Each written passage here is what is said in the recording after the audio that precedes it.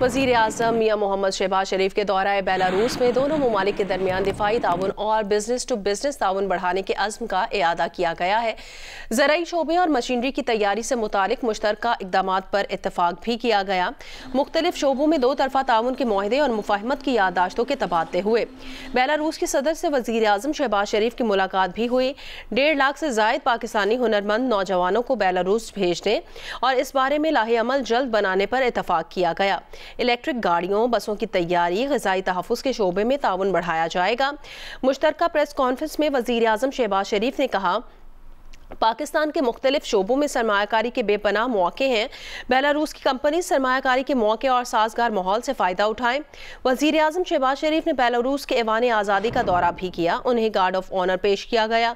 वज़ीर आज़म और मुस्लिम लीग नून के सदर नवाज शरीफ ने ऐवान आज़ादी के अहाते में पौधा भी लगाया।